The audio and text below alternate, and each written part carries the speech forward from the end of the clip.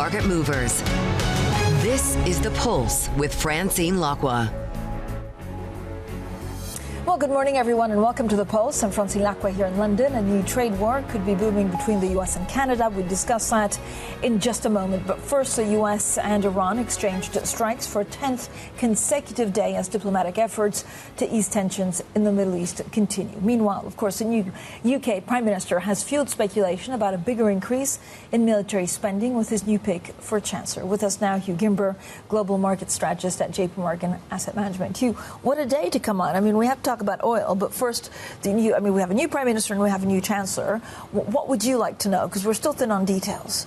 We are. So for me, we know this government is going to want to spend more money. Yep. We'd like to know how they're planning to spend more money and where they're going to fund it from. I think when setting out the stall for this next premiership, the key thing for Andy Burnham to remember is that if you leave too much uncertainty about how you're going to raise taxes come the autumn budget, you could repeat what we saw over the course of the last summer, which was businesses simply saying, if I don't know which rules I'm going to be working with, I'm not going to do anything. So there's a balance to be struck here between setting out the stall for this circuit breaker and providing some early signs that there is going to be more support coming for consumers, but without then creating that burden for businesses worrying about where tax changes might be coming further down the line. But Hugh, where's growth going to come from? And actually, how much does this Prime Minister need to be inventive, thinking outside the box to try and really kickstart growth, even with a fragile, the 10-year gilts trading at a premium, again, compared to Treasury. So the situation is tricky, but if he doesn't unlock something, it's going to be even trickier. Yeah, I mean, this lack of growth is behind all of the UK's political problems. This is our 7th Prime Minister in 10 years. And if you go back really since the financial crisis, the working age population in the UK has benefited from absolutely no real wage growth. Yeah. So it's getting that real wage growth going, which I think is key. But of course, with stronger wage growth, also you can do that by controlling inflation. So I think it's reassuring that the first step that we've seen this morning about removing VAT on energy bills is designed in a way which is going to help keep inflation under control. That, I think, is key when we learn more about some of the further measures to support consumers over the coming weeks. Yeah. We know that it's necessary, but it has to be done in a way which keeps inflation down, because otherwise that real wage benefit just isn't to be seen. Hugh, so this is my morning must-read. I wake up in the morning quite early, always too early, and then the first person I read usually is John Authors, and he had this brilliant piece actually on the new Chancellor. So let's see what he has to say. So he basically says, John Authors, that we can't go back to the 70s, right? Is there a danger that this is like the old Labour? And that's the quote we were looking at.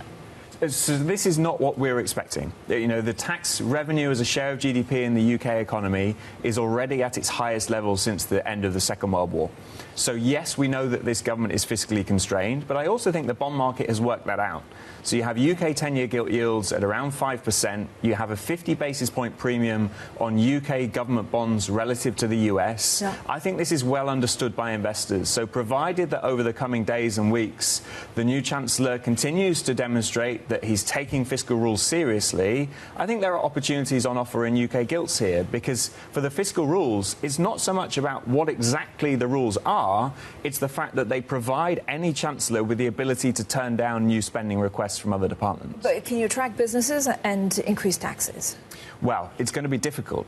I don't think that the UK economy has very much more room to tolerate higher taxes. That's the challenge in a nutshell, that you need a business-friendly environment to promote growth, but if you want to spend in other areas, then it's going to have to come from somewhere. And that's why, in some ways, I think the choice of John Healey as Chancellor is a clever pick, because the biggest pressure on this government was going to come from a need to ramp up defence. And so effectively what the new Prime Minister is doing is to say, well, if you'd like to spend it, you've got to find somewhere to fund it. Yeah, message received. I mean, it was a pretty clear message on day one. Hugh, when you look at equities in, the FTSE 250 or the FTSE 100, like, what do you go after? Because a lot of them are, some of these mega caps, especially on, oil and copper plays. Yeah, I mean, bluntly, I don't think the politics of this really matters for the UK equities broadly. I mean, we all know 80% of revenues coming from overseas. The role for UK equities here, in my mind, is twofold. It's one, as a hedge against further escalation in the Middle East, And two, it's about finally an equity market which is not all in on the AI trade.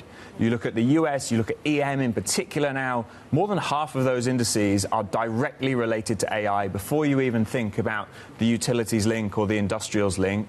The UK equity market has suffered for 15 years from not having a decent allocation to technology. But for global investors, I think that is the case for the UK here as some form of AI diversification. And if a new Prime Minister offers international investors just a little bit more clarity, then maybe that's a catalyst to see some flows return.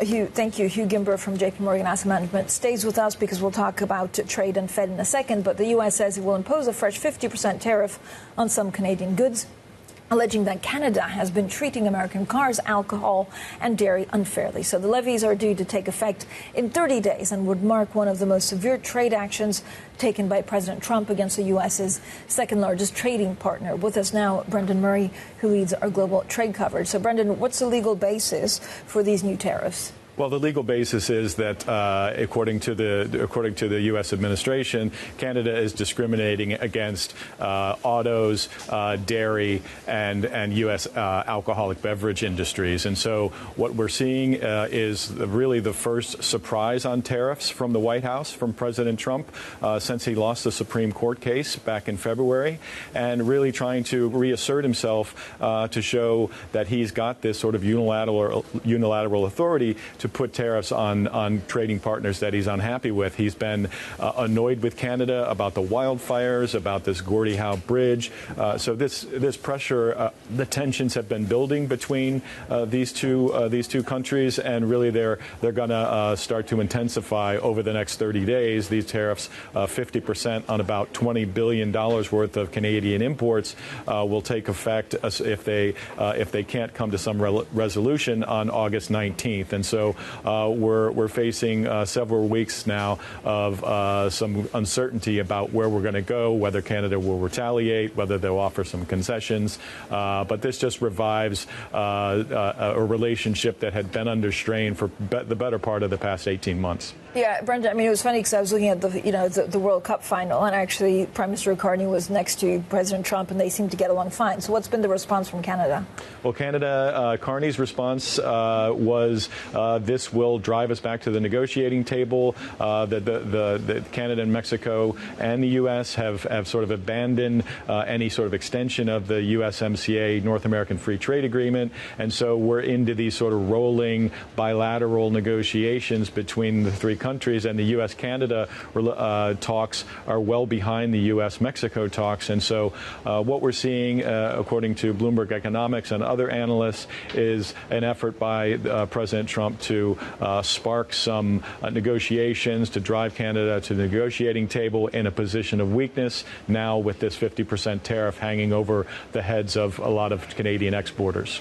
Brendan, thank you so much. Brendan Murray there, who leads our global trade coverage. Now let's get back to Hugh Gimber, global market strategist at JPMorgan Asset Management. Hugh, I mean, I guess, there's a concern, like we weren't expecting trade, right? So we worry about, of course, Fed, monetary policy, oil in the Middle East, and this is just another added layer of uncertainty.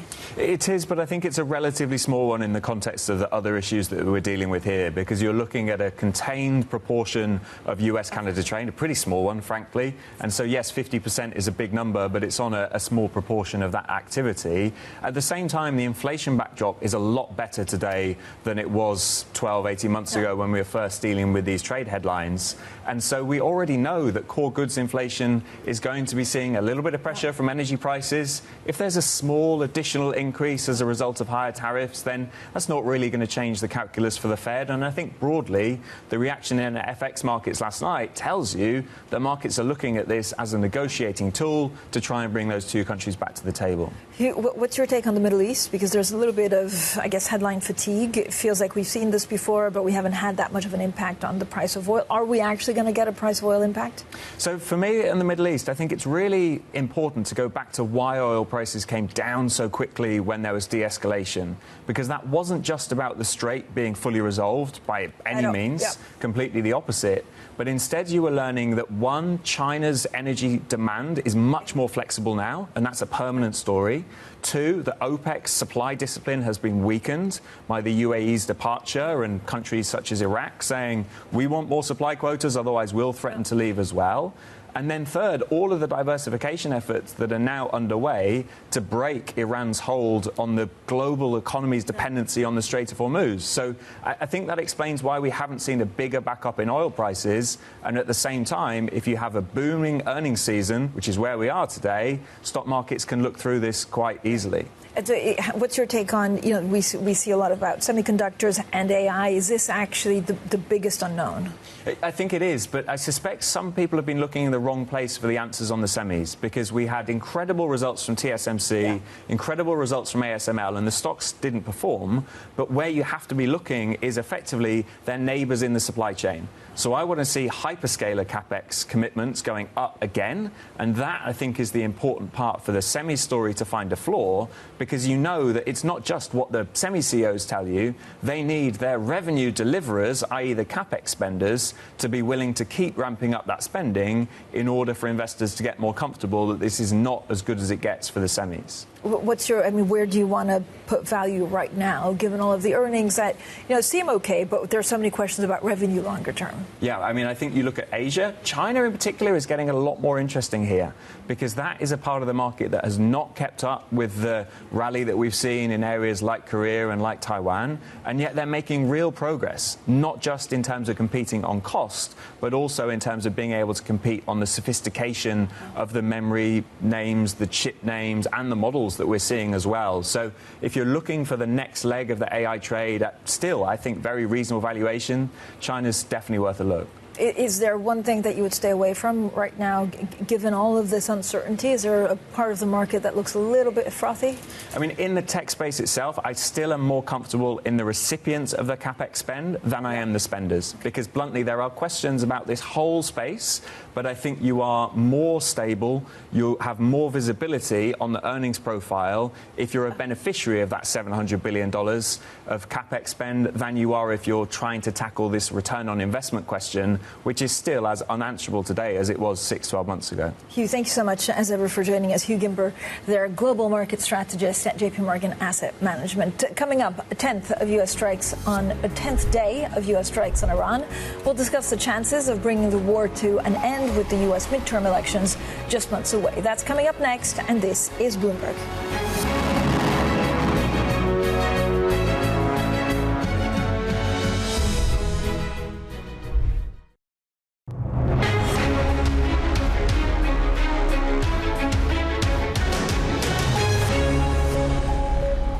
The U.S. says it's completed a 10th day of strikes on Iran after President Trump promised Tehran would pay for the killing of 3 U.S. soldiers. Now, the pressure is building on Washington to end the war, with the U.S. midterm elections less than 4 months away. Now, let's get an assessment of the rising costs of the Iran war later when U.S. Defense Secretary Pete Hegseth appears before the Senate committee. With us now this morning, Jasmine El-Gamal, founder and chief executive of Averos Strategies and a former Pentagon advisor. Also with us, our Bloomberg senior writer and author of Punishing Putin, Stephanie Baker. So thank you both for joining us. We'll talk about the midterms, but first, what is going on in the Middle East? Because either side, it feels like it's getting worse by the day, and there doesn't really seem to be a de-escalation strategy.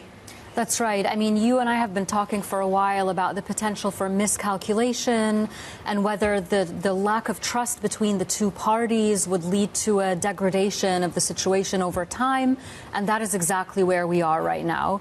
If there was even a modicum of trust that had been built around the negotiation of the MOU, because of the vague language of the MOU, how it was misinterpreted or interpreted differently by both sides, and then how both sides chose to react to that different interpretation, we've gotten to a place where there's absolutely zero trust. And each side remains convinced that if they just put enough pressure and impose enough costs on the other, that the other side will break. And the more you get into that mindset, the harder it becomes to back down, because backing down is seen as a concession, and concession is seen as a kiss of death when it comes to balance of power and survival in the region. But, Stephanie, there was an understanding, at least in the markets, that actually President Trump couldn't afford de-escalate, re-escalation because of the midterms. So is there a direct correlation between his popularity in the midterms and what happens in Iran? Yes, there is, which is why it's surprising he is pursuing an escalatory strategy. There was a Washington Post poll that came out recently showing 69% of Americans disapprove of his handling of the Iran war. That includes 32% of Republicans. And at the same time, he's going back to Congress asking for supplemental funding to fund the war, tens of billions of dollars, at the same time as Congress has not given him renewed authorization for the war. You remember last month, a couple of weeks ago, they came together in a bipartisan vote that was symbolic, but said he needs to come back and request authorization, which he's not doing. So now the Republicans are in this bind where they're being asked to fund the war that they have not actually authorized. So would he actually ask now supplemental funding approval? He has to. The war has cost so much money. The Defense Department needs more. And I think that is going to have an impact on the midterms because the war is very unpopular. Republicans are going to be forced to vote to support additional funding, which is going to be used in the midterms against them. So at the same time, you have rising costs as a result of the war. Gasoline in the U.S. is now hit $4 a gallon. Pre-war, it was under $3, so around $3 a gallon. So it is going to have an impact on the midterms. And I think there was the thought, that he was pulling back. Last month because of that pressure from the midterms. And now it's going to be really hard to distance himself and give time for those gas prices to come down. Jasmine, is there a nation that can bring the two of them together? I know Oman's tried, failed. I mean, does China have a bigger role to play in this, or do we rely on the weakness of the Iranian regime going forward? Well, it's, the mediators, bless them. They are trying so hard to get the two parties back together. Pakistan, Qatar, Oman, the region is really involved. But it just comes back to this point that the two sides see themselves as being locked in a zero-sum battle. If Iran loses control over the Strait, it really sees control of the Strait as its biggest piece of leverage right now. It cannot, if it lets go of that leverage, what happens to it? There's no indication on the part of the Trump administration that they're willing to move forward in any kind of conciliatory way. And Iran, at the same time, has done so much damage to its relations around the region. It has pummeled 6,000 nearly. I was looking at a graph in the FT today, around 6,000 attacks on the Gulf states since February 28th. The bulk against the UAE, but very closely followed by Kuwait and Saudi Arabia. And that will not soon be forgotten either. So I think there's one conversation around how does this end, but there's another equally important conversation about how do we exist in this new normal if this is what we're dealing with, if this turns into a stalemate with periods of hot conflict and sort of simmering conflict, how do we live in this new normal? And that question applies to everyone from countries living in the region to the global economy to investors. And they really need to start thinking about how do we now exist in this new normal. Yeah, and I want to ask you about the Gulf states because this is, also a business model that actually has been really attacked. But, how has Trump's speech on election vulnerabilities played out? Because this goes back to the midterms and there's now question marks about what exactly he's thinking. It has not played out well. The bizarre speech, which was kind of difficult to follow, he did not even mention the war against Iran, which felt like a real disconnect for voters who are dealing with high gasoline prices as a result of this. He made a bunch of claims and released documents, declassified documents that didn't really match what he was claiming. He made these accusations that China was attempting to interfere in the U.S. election. Indeed, they had gotten some voter registration rolls, but much of that was public knowledge, so it wasn't like they had stolen it. And he ignored what was actually in those documents, which was confirmation that Russia interfered in the 2020 election to undermine Biden and help him. Yeah. So it has not played well. It seemed tone deaf given the situation. Does it mean that there'll be question marks around the midterms? Well, I think many people were assuming he'd come out with some announcement that he was seizing voter rolls or seizing voting equipment or something.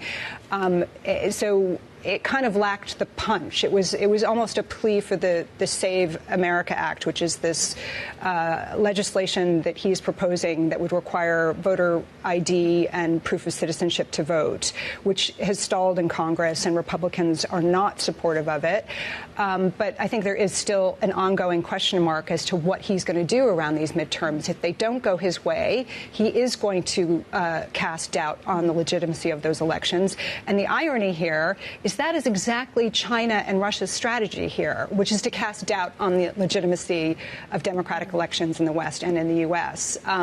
So he's at the same time fired a bunch of election integrity officials in the U.S. government, which is undermining those efforts. So, we don't know what he's going to do, but he will certainly cast doubt on them if they don't go his way. And Jasmine, going back to the Middle East, if you're a Gulf state right now, is there anything that you can do? I mean, that you worry about your business, you worry about having become, trading platforms or like trading hubs. Well, it's difficult because even Gulf states who have tried to be conciliatory with Iran, even since the war has started, have borne the brunt of these attacks. If you look at Kuwait, for example, it has tried to be conciliatory, but it's getting pummeled right now.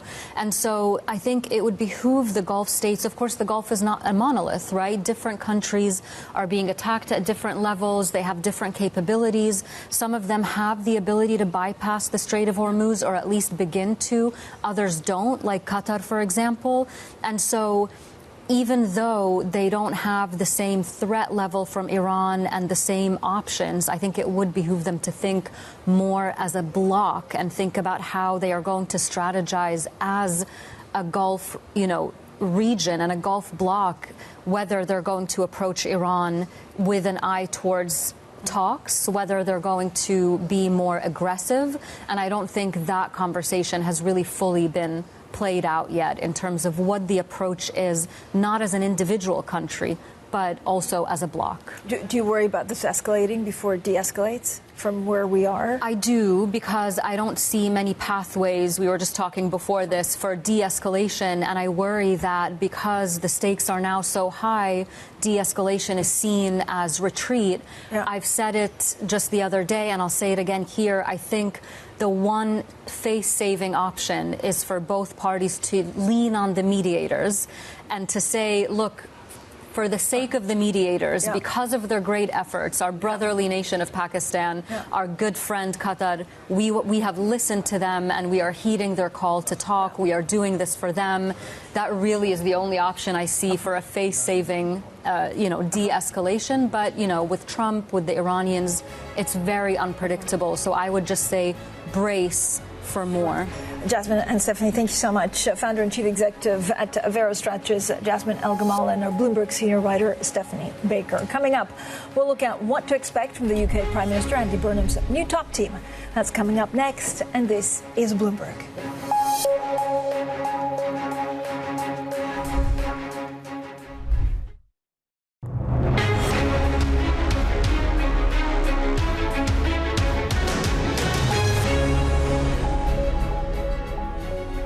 Good morning, everyone, and welcome to The Pulse. I'm Francine Lacqua here in London, and these are your top stories. The U.S. completes another wave of attacks on Iran for the 10th day in a row. Meanwhile, Houthi militants in Yemen, who are backed by Tehran, threaten to block the Red Sea. There could be a new trade war between the U.S. and Canada, with the White House vowing to impose a fresh 50% tariffs on some Canadian goods. Plus, the U.K. borrowed more than forecast in the first 3 months of the fiscal year. It comes amid speculation that the new Chancellor, John Healey, could increase military spending.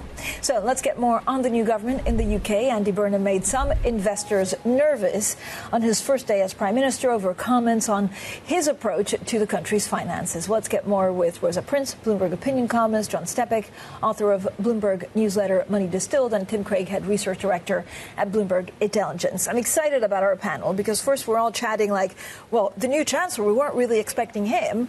what does he bring? I mean, what is the one thing that John Healey, questions about fiscal, of course, question on defence, but it seems like a pretty strong message from day one, John. I mean, he's definitely seen as less left-wing than Ed Miliband. And the main thing that markets before this were worried about was that it would be Ed Miliband, who kind of brings a lot of baggage with him. I think probably what you can say about John Healey is he doesn't bring the same baggage. And obviously the other issue is that he effectively seen as one of the big reasons that Keir Starmer is out now, because he stepped down as Defense Secretary because he said, look, I cannot take this package, where we aren't spending enough on defence. So obviously he's going to look kind of silly if he doesn't increase the amount that we're spending on defence. So I think that's the kind of biggest issue here is, well, where's that money going to come from? Because there isn't a lot of fiscal headroom. And obviously when Burnham said yesterday, I'm going to try to be flexible, gilt markets immediately reacted. So he's on a tight leash, and it'll be interesting to see how he tries to navigate that flexibility. So Rosa, I mean, can this country actually raise taxes and attract investment and business at the same time? Good question. Andy Burnham did drop a little hint. He had a couple of interviews yesterday in Downing Street where he did not rule out raising the top rate of tax to 50p. I think that's why there were some of those market bumps. On the other hand, as we've just been discussing, John Healey is seen as a safe pair of hands. He would not have agreed to take the job unless he was confident that the sums were going to add up.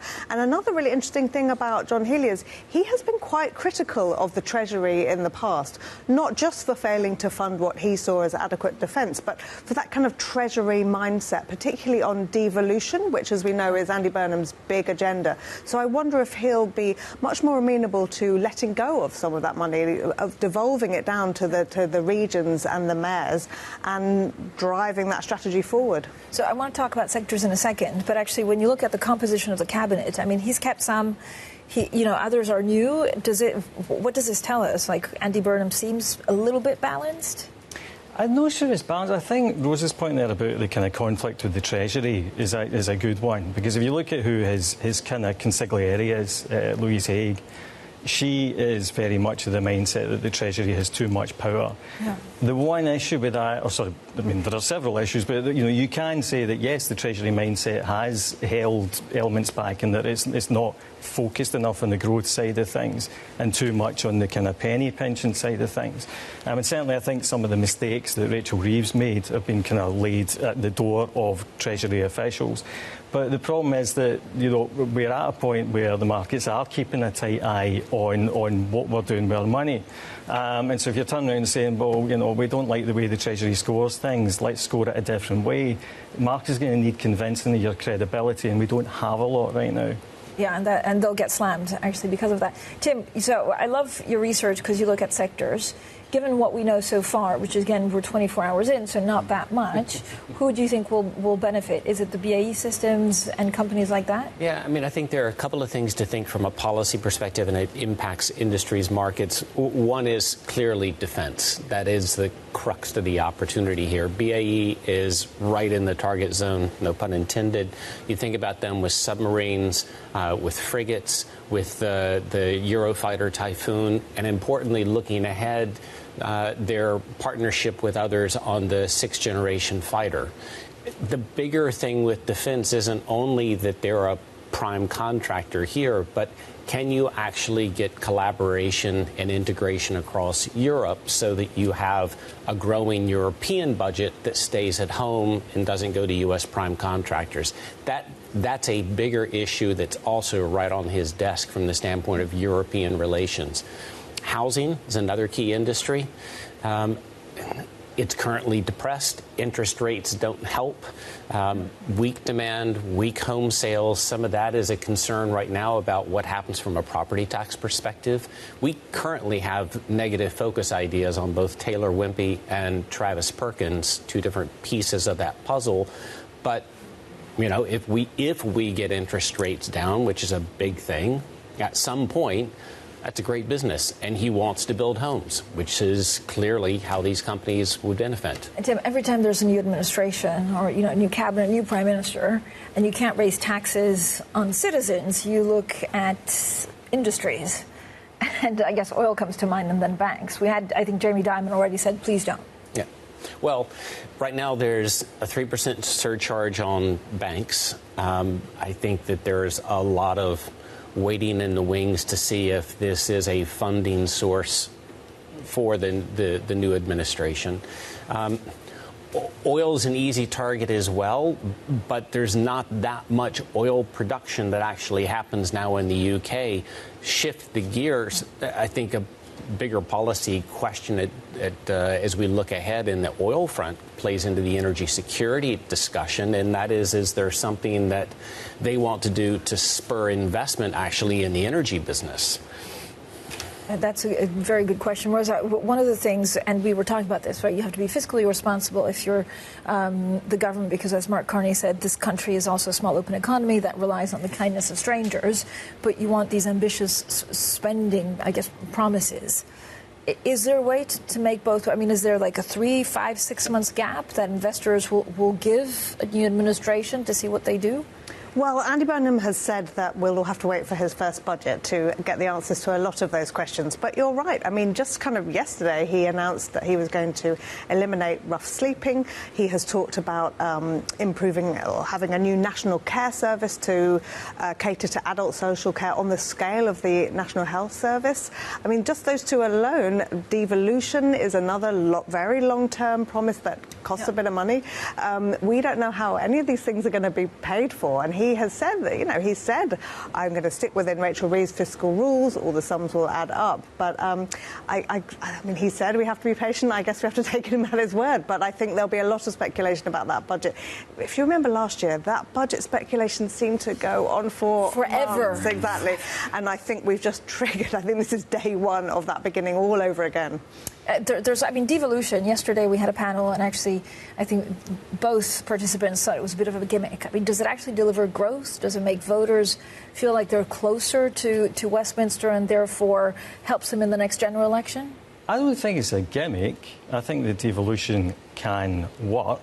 And I think that genuine competition between the regions and the nations would be a good thing. We don't really currently have that, and I'm not sure that's what we'll get. But I think, going back to Rosa's point, it's also a really long-term thing. Yeah. The idea that anything you can do in the next 6 months or even up to 2029 to make that actually have an impact is kind of ridiculous.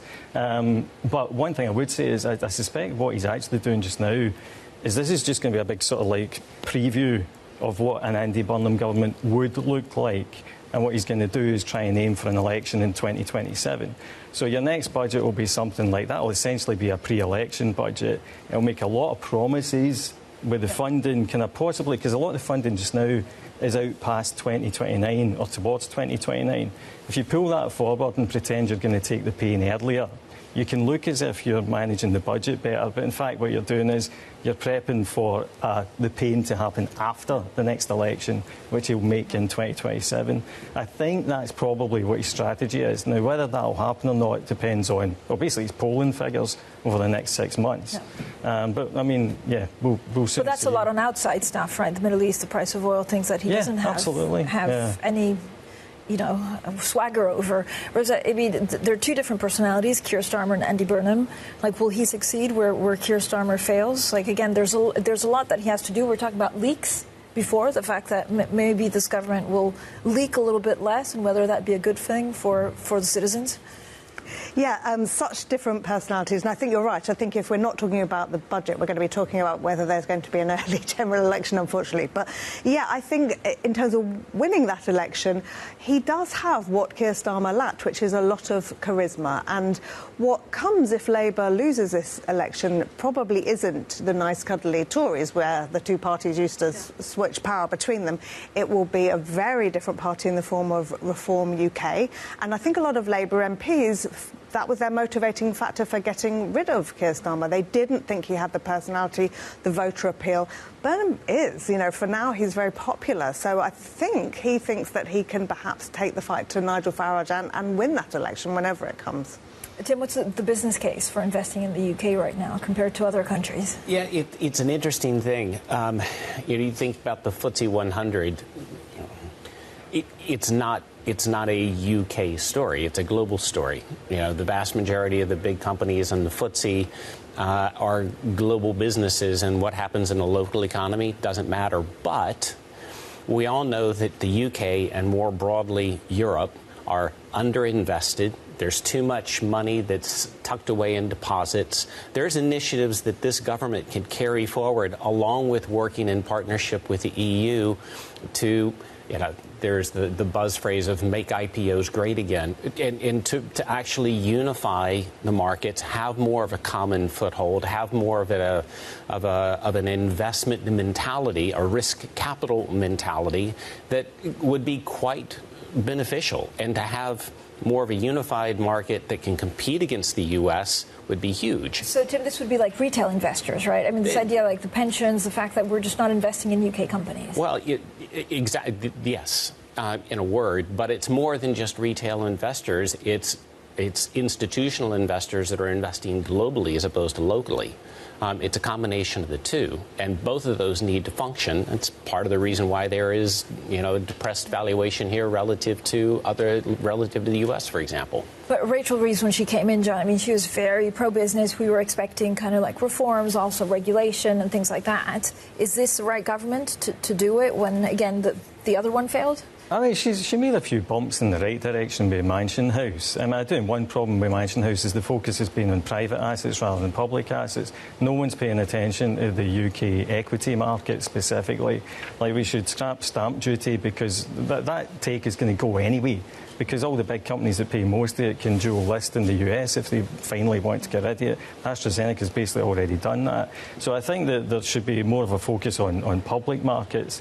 I do think there's a slight issue in that, well, there's a big issue. I think that a lot of Labour MPs are essentially ideologically opposed to, you're suspicious of kind of the city, private sector in general. And I think so you've got a kind of heart versus head problem there when it comes to whether or not the city's going to be a priority. So I do think that's an issue. You think you've got ARM that lists in the U.S. Right. What a travesty from the standpoint of a UK franchise. Yeah, and there are question marks on Revolut, but is that going to be a priority when they have so much to do? And we keep on hearing that they really have to focus domestically on the cost of living. Yeah, absolutely. And actually, on the same kind of line, another issue I think that Labour MPs will have is welfare. Now, a lot of Keir Starmer's thinking was, well, I'm going to pay for this by getting down what is a huge bill for benefits in this country. Everyone agrees it's unsustainable, but when it came to the crunch, Labour MPs balked and they had a big rebellion against cutting those disability payments. So will they, have the stomach? Will Andy Burnham have the authority to really drive through what is probably needed, a very substantial recalibration of state spending?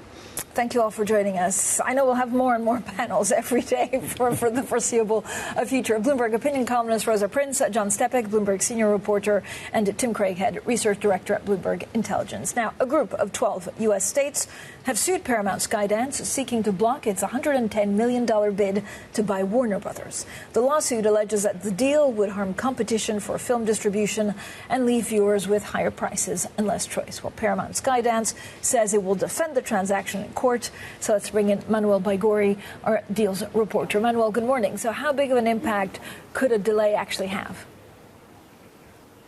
Definitely a big impact for this huge deal that kept us so busy earlier in the year. And now, as the companies were getting close to potential completion, they're facing legal hurdles. So definitely tough to answer and to get clarity on these uncertain legal hurdles and how they're going to play out. What's clear is that the uncertainty is going to really jeopardize the stability needed to complete the deal, and also potentially incurring some really big cost for Paramount. Remember, Francine, that they got these fees in the SPA they signed, in which any delay in completion, Paramount needs to compensate the shareholders of Warner Brothers.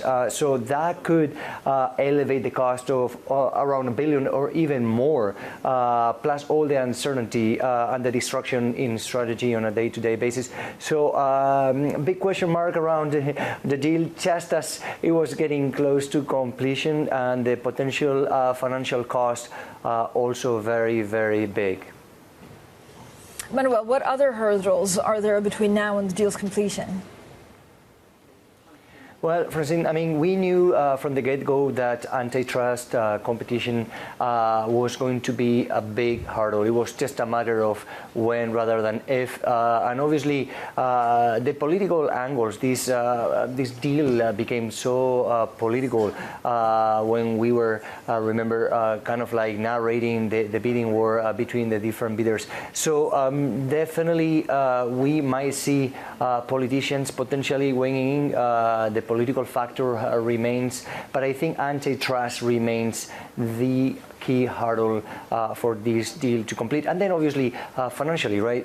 Again, if there is some severe delays, the financial impact will be potentially very, very large for Paramount to be able to sustain. So let's see how the potential next few days and weeks play out. But obviously a lot of uncertainty now around this deal. Manuel, thanks so much. Manuel Baigorri, there, a Bloomberg Deals reporter. Coming up, Defense in Focus at the Farnborough Air Show. We're live there next, and this is Bloomberg.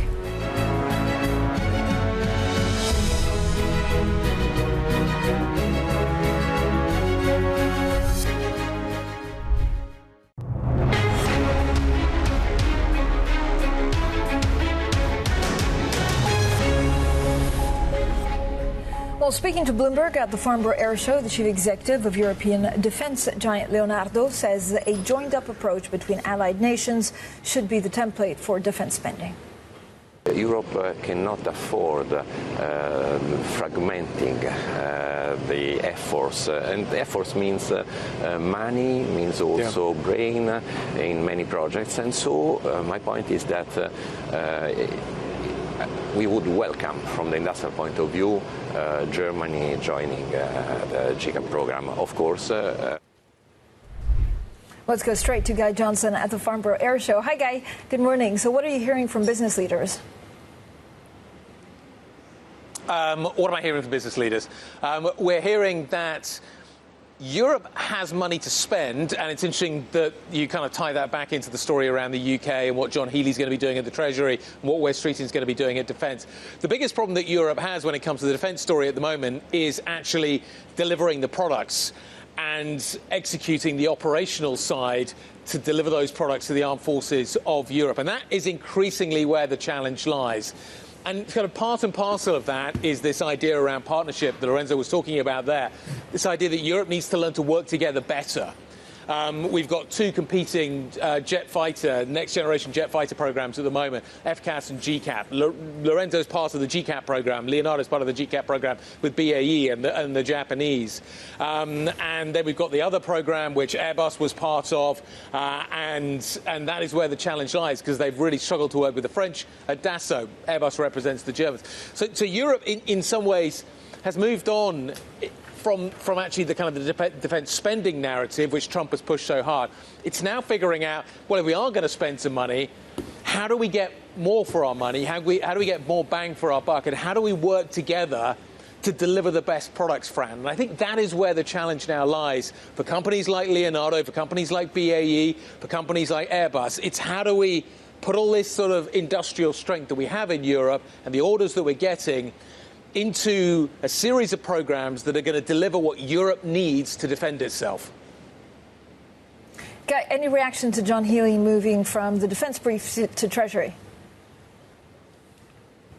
Yeah, like huge. Everybody's very positive about it, because what it signals is that the UK is going to maybe deliver on a higher spending programme than was originally anticipated. Now, remember, the Treasury was talking about 2.7% of GDP 2030, and that's what Healey got so upset about and why he quit as Defense Secretary a few weeks back. Now he's in the Treasury, now he's the Chancellor. Well, in some ways he's on the other side of the table, so he's now got to figure out how you get to that 3.5%, that 3% that he was originally looking for, and get up to 3.5. So the sense is this is a positive signal from the UK. But it's only one positive signal. The UK also needs to be part of this group of European companies that figure out how to work together. Now, historically, they have. They produce things like the Pravda Tornado. They produce the Eurofighter. They need to do it again. They need to produce the kit that Europe needs, because if they don't, companies like Lockheed Martin are going to be selling F-35s into Europe. It is a product that is well documented, has a strong history, and the challenge with that is that basically the money goes to the United States. Europe wants to keep it here. So, yeah, people are welcoming it here. They're very welcoming of it here. But they recognise that money's just one of the challenges that Europe faces. It's not the only challenge Europe faces in this big rearmament programme we're talking about, Fran. Guy, thank you so much. Guy Johnson there at the Farnborough International Air Show. Now, there's plenty more, of course, to come from Farnborough, including the president of Aeronautics and at Lockheed Martin, the chief executive of Aerospace at General Electric. Now, TSMC is set to raise prices by up to 10% for certain types of chip-making services next year. This is according to reporting by the Nikkei. Well, Bloomberg intelligence analyst Matt Bloxham is here with the very latest. Matt, I mean, 10% higher, it's not nothing. So does it mean that it's, the market can only go up? I think certainly it's going in that direction. I mean, I think in recent years TSMC has put through quite a few price increases because of their strong market position. They are by far and away the leading contract chip manufacturer in the world, and just generally the kind of imbalance between supply and demand. And so we've seen price increases of anywhere between 5 to 10% in recent years. So I don't think this will be a big surprise to their customers. I think there's also a lot of inflationary pressure in the market right now too, and the Iran conflict creates additional uncertainty behind that. If you look at consensus on the terminal on MODL, for this year, revenue growth at TSMC is about 41%. Next year, it slows to about 32%. Now, I would think that most analysts have at least some implicit price increase assumption in there, but maybe not 10%. So perhaps there's some upward momentum and consensus for 27 and beyond on the back of this, if it turns out to be a real story. Yeah. So Matt, overall, I mean, we're seeing some of the stocks moves really being driven by chips that are rebounding. But how should we think about the chip complex?